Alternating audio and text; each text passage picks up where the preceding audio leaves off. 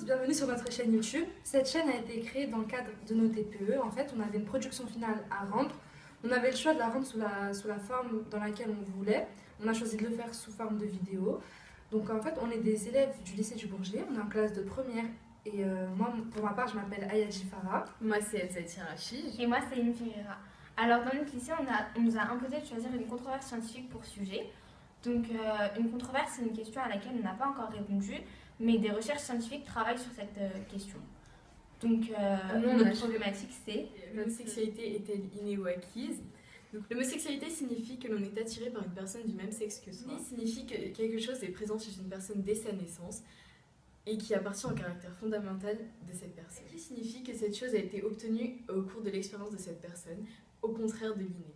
Alors, nous avons choisi cette controverse car l'homosexualité, pour nous, semble vraiment important et fait vraiment controverse dans notre société. De plus, l'inné et l'acquis ne sont pas des questions très souvent traitées dans l'actualité.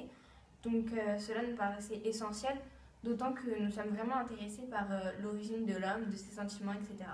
Comme il est dit dans notre problématique, on peut qualifier l'homosexualité soit d'inné, soit d'acquis, selon les personnes. Lorsqu'on parle d'inné, en fait, on pourrait la qualifier comme une sorte de maladie qui se soignerait, et donc il y aurait des moyens qui seraient vraiment déboursés dans la recherche d'un certain gène qui pourrait exister ou de symptômes que la mère attribuerait à son enfant, qui le rendrait homosexuel ou non. A l'inverse, si on la qualifiait d'acquis, certaines personnes auraient tendance à beaucoup plus juger ces personnes qui auraient fait le choix d'être homosexuels. Dans ce cas, on pourrait avoir tendance à penser qu'ils auraient choisi de s'adonner à un sujet qui est tabou et que donc ce serait leur faute. On peut vraiment qualifier cette problématique de controverse parce qu'il y a beaucoup d'acteurs. On va avoir des acteurs qui sont scientifiques, qui vont donner leur thèse. On va avoir affaire à des médecins. Ensuite, dans le domaine des sciences humaines, on pourra avoir les thèses de psychanalystes célèbres ou encore de psychologues. Enfin, il y a aussi la thèse de la population, voir un peu ce que la population en pense. Et il y aura aussi religieux.